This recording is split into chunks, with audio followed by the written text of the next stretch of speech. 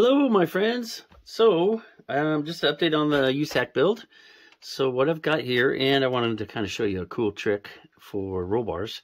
So what I did here is when I was putting the roll bar together, I actually drilled a hole through the base where I know I wanted to come through. I drilled a hole through the pan back here. Oh shoot, what's that called? Anyway.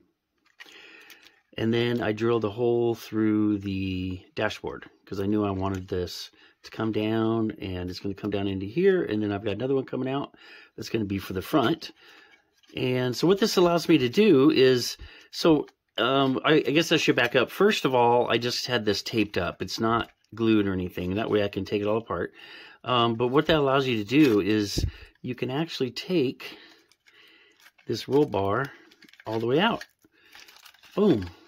Now I can paint that as a separate piece.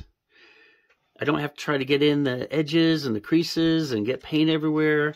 And then when it's ready to put back in, I'll drop it back in the back first. Then the holes up here in front of the back seat. Come on now. Sometimes it takes a little bit of... There we go. And then for the dash, I'll just slip it in and then drop it down into place. So what that allows me to do also is when I'm fitting it, here, let me just take that off.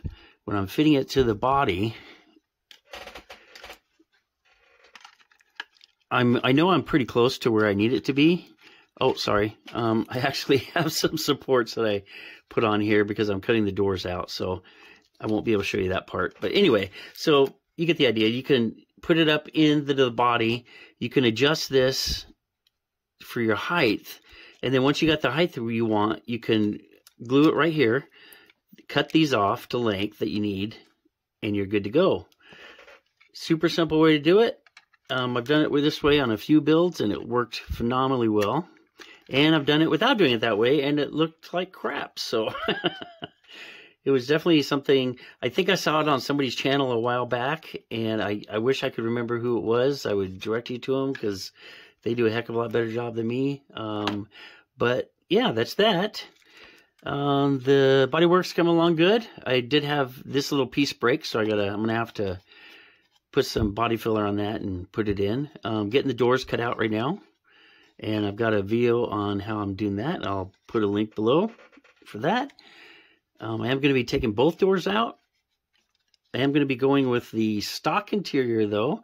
The more research I did, the more I found out that in the 70s, they actually had to have a back seat, and they used basically a car from the dealership and then modified it. So there were certain rules. They had to, have a stock dash. They had to have the stock back seat.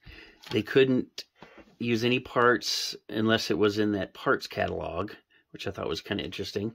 I'm sure some teams cheated that a little bit, but yeah. So that kind of. But I don't want to follow those rules too much because it is, just a build that I kind of want to do what I want to do. So I don't want to follow every little thing. I'm not going for super realistic. It's more just a kind of a what if type build. And then, so a lot of the motors were reduced down. They had to be running a 302.